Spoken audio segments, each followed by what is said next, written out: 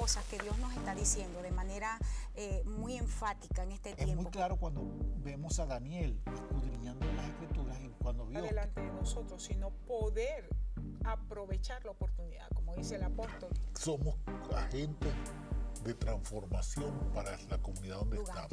Eso, el propósito, por supuesto, entonces me lleva a responder y con que ese pasión. Peniel me transforme a mí, que mi forma de caminar sea diferente, que mi forma, mi estilo.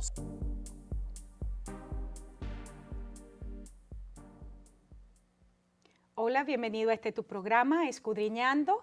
Yo soy la pastora Corey Gómez de la Iglesia Avance Global. Quiero darte la bienvenida porque es una gran bendición para nosotros compartir contigo esta programación. Escudriñando es un programa que existe para estudiar la palabra de Dios y para recibir revelación de lo que el Señor ya nos ha dejado a través de su palabra escrita. Qué gusto poder compartir contigo y qué gozo saber que podemos estar este tiempo en la palabra de Dios, estudiándola, escudriñándola, extrayendo de ella grandes cosas. Y soy el pastor Luis Gómez y qué gusto compartir con la pastora. Sí, señores, ha sido un tiempo muy bueno y yo creo que ya estamos cerca de terminar esta parte del engaño en tiempos modernos. Quiero volver a decir el hecho de que este es un curso completo que estamos desarrollando, lo enseñamos en la iglesia, duró casi un año. Tenía que ver cómo poder detectar, cómo reconocer a los falsos obreros. Y la primera parte, el primer capítulo, era una revelación de Cristo para los últimos tiempos y decíamos que no podemos hablar de lo falso si no conocemos lo verdadero. Y luego este es el segundo capítulo de esta serie, un poco larga, y tiene que ver con cómo es que se mueve el engaño. Y hemos estado tratando, Luis, acerca, en el programa pasado nos quedamos con respecto a los falsos miembros. Y había una declaración de Juan muy tremenda, cuando decía que la diferencia entre los hijos de Dios y los hijos del diablo o de la oscuridad es que unos no hacen la justicia de Dios. Y eso es una declaración que es muy fuerte. Ya de por sí es como muy fuerte hablar de los hijos del diablo, ¿no? O sea, decirle a alguien, tú eres un hijo del diablo, es así como duro. Pero Juan lo dice, y de paso Juan el escritor del amor, porque la gente dirá, no, ¿cómo usted lo va a decir? Bueno, justamente el escritor del amor, el que más habla del amor de Dios, es el que le está diciendo a la gente directamente, tú eres un hijo del diablo. Y retomando... Dice que si no tiene la justicia de Dios y no ama a su hermano. Y no ama a su hermano, un hijo del diablo. Primera de Juan 2:22 sigue ampliando aquí con respecto a esto y dice, ¿quién es el mentiroso? Sino el que niega que Jesús es el Cristo. Entonces dice algo que es tremendo. Este es el anticristo. Ahora pasa de hijos del diablo a anticristo, ¿no? Y imagínate con todas las películas que la gente ha visto del anticristo. Sí. El que niega al Padre y al Hijo. Todo aquel que niega al Hijo tampoco tiene al Padre. El que confiesa al Hijo tiene al Padre. Lo que habéis oído desde el principio permanezca en ustedes. Si lo que has oído desde el principio permanece en ustedes, también ustedes permanecen en el Hijo y en el Padre. Amén. Este pasaje buenísimo, me encanta porque aquí Juan hace una ampliación de lo que son los hijos del diablo, pero nos da a nosotros un fundamento bien sólido para poder discernir, para poder dar en el blanco en el juicio, ¿no? Y dice, vuelvo a retomar los puntos que son claves, dice, el mentiroso que niega a Jesús es anticristo, ya está opuesto a Cristo. Luego dice, niega al Padre y niega al Hijo. El que niega al Hijo no tiene al Padre. El que confiesa al Hijo tiene al Padre. Luego dice, lo que han oído desde el principio tiene que quedarse en nosotros. Y si lo que hemos oído permanece, entonces nosotros permanecemos en el Hijo. Así de simple. Ahí está resumido el verso. Cosa que es bastante fuerte cuando retomo. Ya es durísimo decir hijo del diablo. Pero decir que eres anticristo es mucho más fuerte, Y anticristo es todo aquello que se opone a Cristo, que se opone a la unción, que se opone al mover de Dios, en nombre de Dios. Porque el anticristo, no olvidemos que como personaje es alguien que se sienta y se proclama a sí mismo, pero que no tiene nada que ver con Dios. Y todo aquello, lo veíamos en algunos de los programas anteriores, cuando que la apostasía, Ajá. ¿verdad? Y estábamos, y tiene que ver con ese momento específico cuando esta persona se siente en el templo y se proclama a sí mismo Dios. Dice, y hacíamos la aplicación general, decíamos, ¿qué es lo que se siente en este templo? ¿Cuáles son los valores que se están asentando en mi mente? ¿Cuáles son los principios por los cuales me estoy conduciendo? ¿Qué es aquello que está motivando mi trabajo? ¿Qué es aquello que está motivando la forma como levanto a mis hijos? Si esos son valores que se oponen a Cristo, entonces soy anticristo. Estamos viendo este pasaje y quisiera tomar lo que tú estás diciendo y agregarle lo siguiente. Mucha gente se quedó con las imágenes de las películas porque el cine ha invadido mucho nuestra vida. Y en cierto sentido, quiero que lo tomes como lo está diciendo la película. Porque muchos de nosotros nos convertimos en un engendro del diablo. Fuerte. Que eso es lo que es el anticristo, ¿verdad? Según las películas. En un engendro del diablo, cuando negamos la efectividad del Padre y la efectividad del Hijo.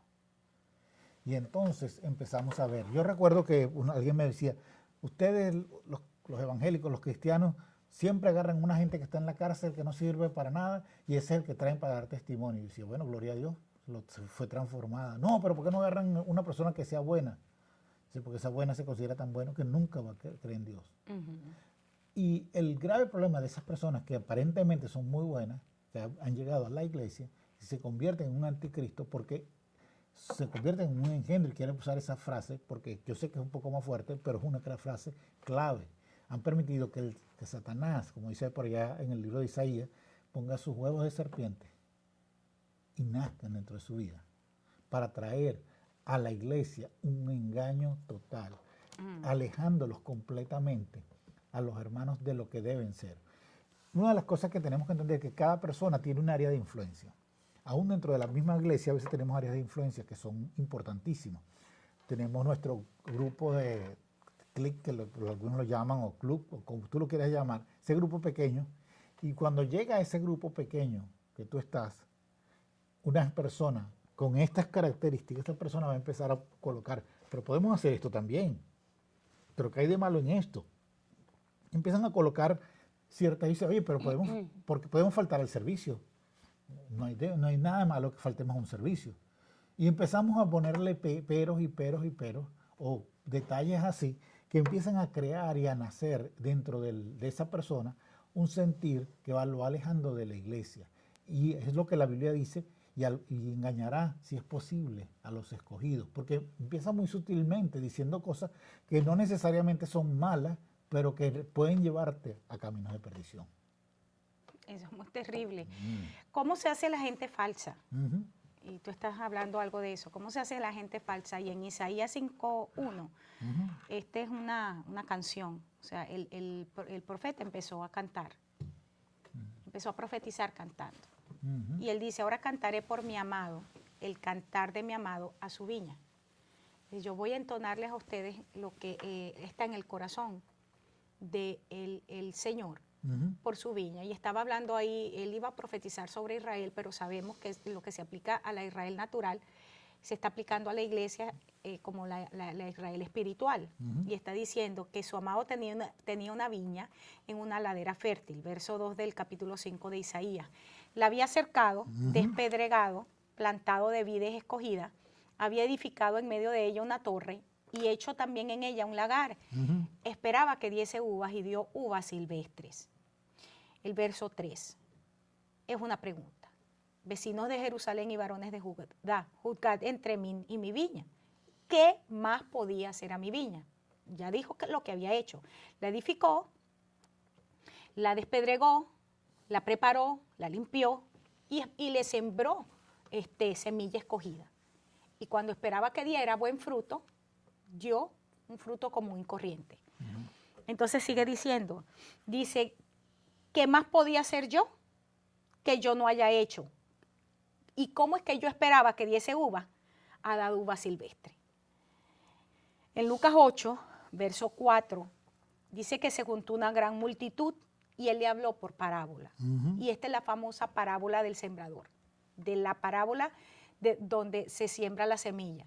Era la misma semilla, pero habían 4 mentalidades. 4 terrenos, 4 formas de pensar. Exacto, 4 formas de pensar, porque el lugar donde se siembra la palabra es en nuestra vida, pero en nuestra mente, pues nosotros tenemos que esa palabra la recibimos y la fe no es ciega. Por eso es que dice que en Romanos, en el famoso capítulo 12 de Romanos, que nosotros tenemos que transformarnos, pero esto se hace cuando renovamos la mente. Amén. Y esa es la manera de comprobar la voluntad de Dios, que es agradable y perfecta. Ahora fíjate, nosotros conocemos la parábola de la semilla, del buen sembrador. Se sembraron la misma semilla, pero en 4 formas de mentalidad, en 4 terrenos, y hubo 4 resultados diferentes. Solamente la semilla que se sembró en una mente que decidió ser sana, porque es que todo inicia con una decisión. ¿Cómo yo recibo la palabra? ¿Cuál es cuál es mi mentalidad cuando viene la palabra de Dios a mi vida? Muchos son escépticos. Hay mucha gente que nos ve y son escépticos. Otros que simplemente están buscando la falla. Y me llama mucho la atención y a la vez le doy gracias a Dios de que la gente no encuentra hasta este día fallas a nivel teológico, si me permites usar esa frase. Pero quieren encontrar fallas a nivel externo, que si la ropa, que si no ponen a la congregación, que si no utilizan gente hispana, o sea, pero gracias al Señor no pueden encontrar fallas a nivel de cómo nosotros hablamos la palabra. Y vuelvo a lo mismo, ¿cuál es la mentalidad de la gente cuando recibe la palabra? ¿Qué es lo que tú estás buscando? ¿Qué es lo que tú esperas?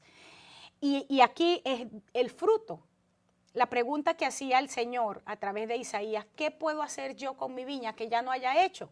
Yo le saqué las piedras, la sané, la liberé, morí por ella, le di mi sangre, le entregué mi cuerpo en sacrificio. ¿Qué más puedo hacer?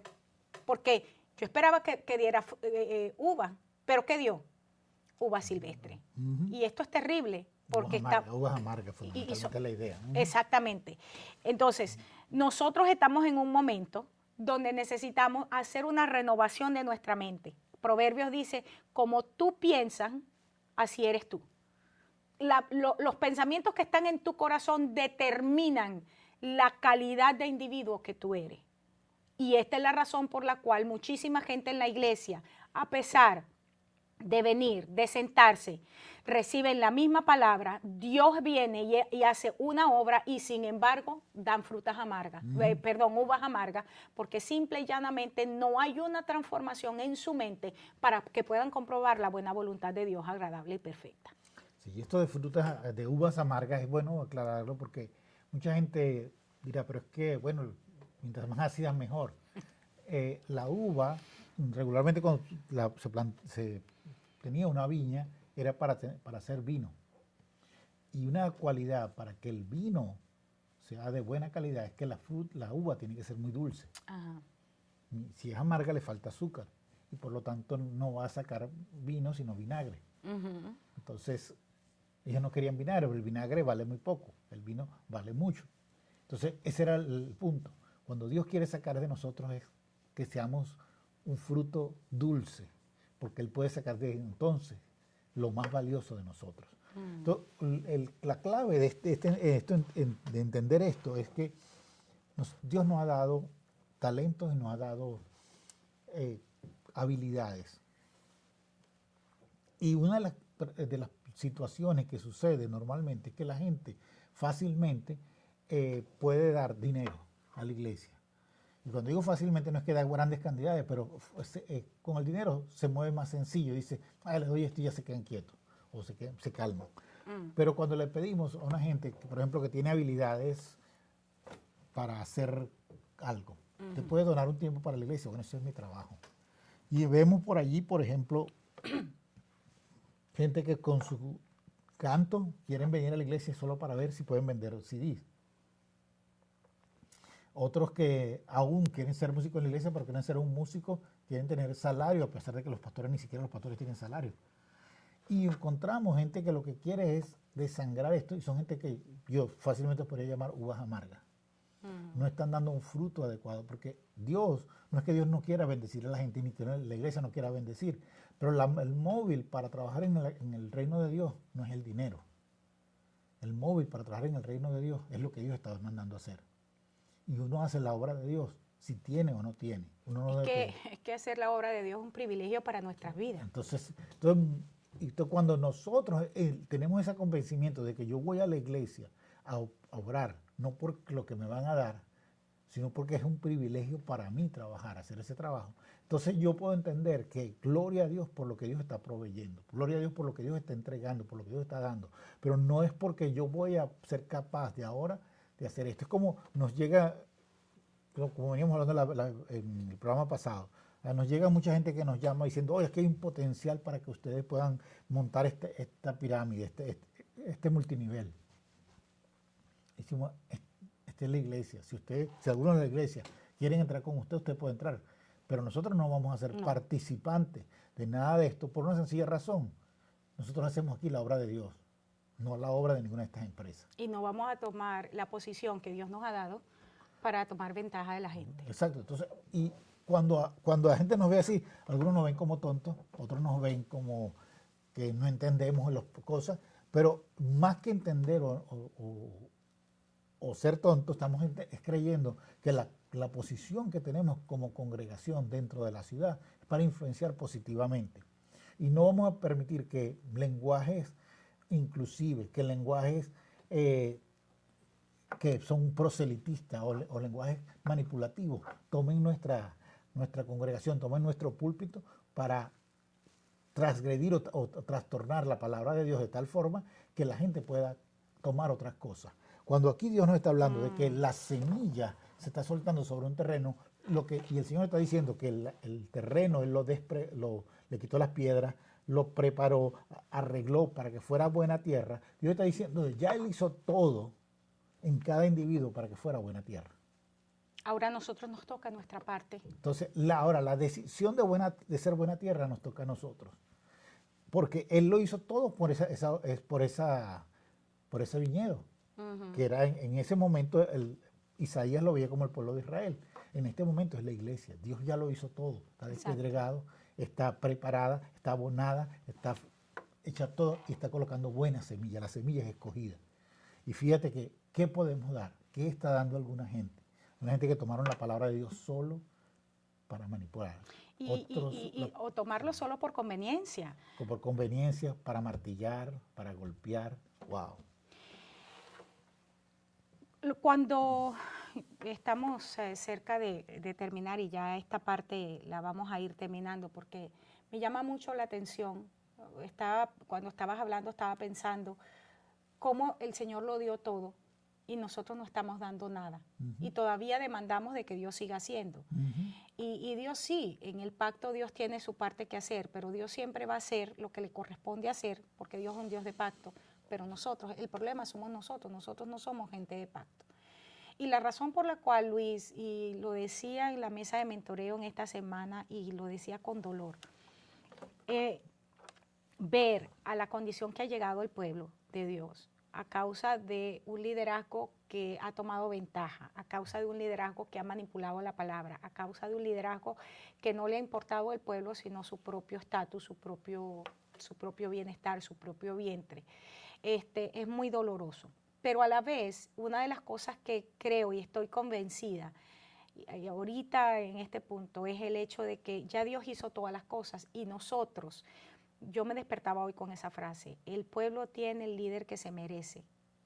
A pesar de lo que Dios ha hecho en nuestras vidas, parece que hay una tendencia humana a nosotros buscar, alinearnos con gente que va a tomar ventaja de nuestras vidas y va a abusar de nosotros.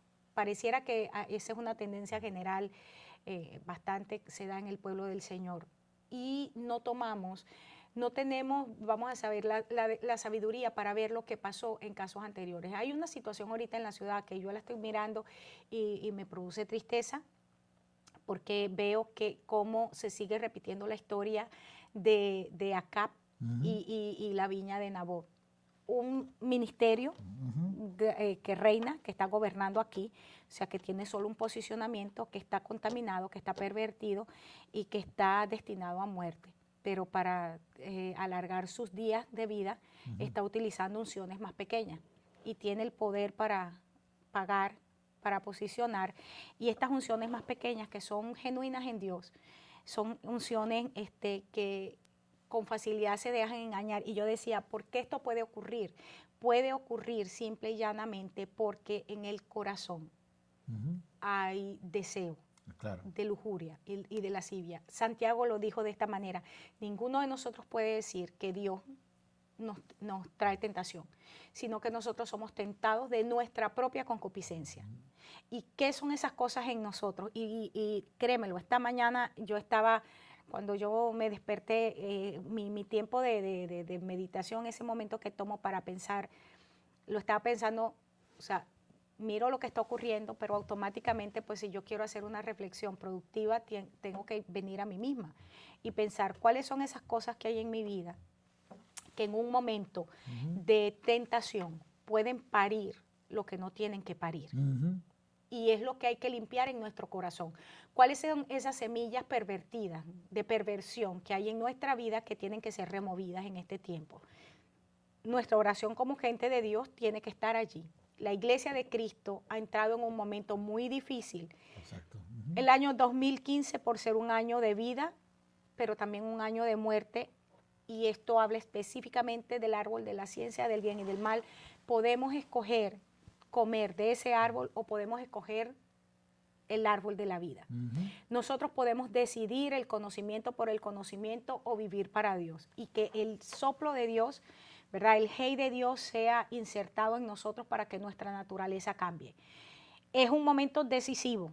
Es un momento decisivo y de hecho un año decisivo en naciones de la tierra. Hay gente que nos está mirando que ya está experimentando este año como un año decisivo en su vida, y otras que están a punto de entrar en las decisiones cruciales en su vida.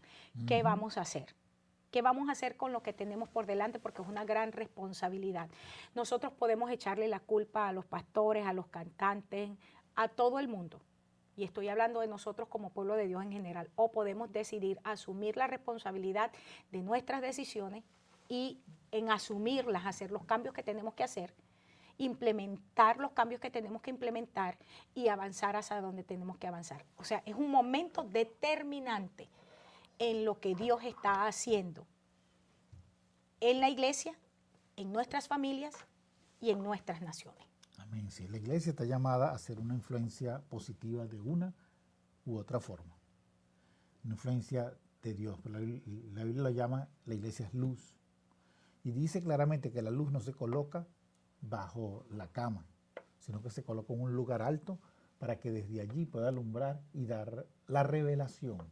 Entonces, lo primero que hay que ver es que la iglesia ha recibido un ataque gubernamental.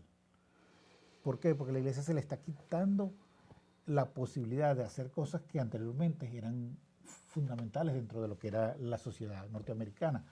Y era, por ejemplo, leer la Biblia en lugares públicos. Recitar partes de la Biblia era común y era hasta aupado de una u otra forma. Pero hoy en día está prohibido utilizar la Biblia y mencionar el nombre de Cristo y orar. Tres cosas que son relativamente sencillas y que de un país cristiano, como se considera Estados Unidos, no debería ser un problema. La iglesia, sobre todo ciertas denominaciones con cierta influencia política o cierta influencia poderosa, han permitido que esto suceda. Sí. Porque ellos han entrado en este lugar y han permitido que la población de la iglesia crezca tanto, los miembros falsos sean más que los miembros verdaderos. Y esto le ha dado poder a un grupo tal dentro de esas congregaciones, dentro de esas denominaciones, diciendo: yo soy el que doy el mayor diezmo, yo soy el que doy la mayor ofrenda, por lo tanto tienen que obedecerme. A veces no es la mayoría, pero sí es un grupo de peso por alguna razón, con lo cual están produciendo y provocando que la iglesia como tal pierda su influencia en la sociedad como Dios la había llamado. Pues Dios no llamó a la iglesia a estar debajo del almud, Dios la llamó a estar montada, no escondida en cuatro paredes, sino afuera, impactando la sociedad.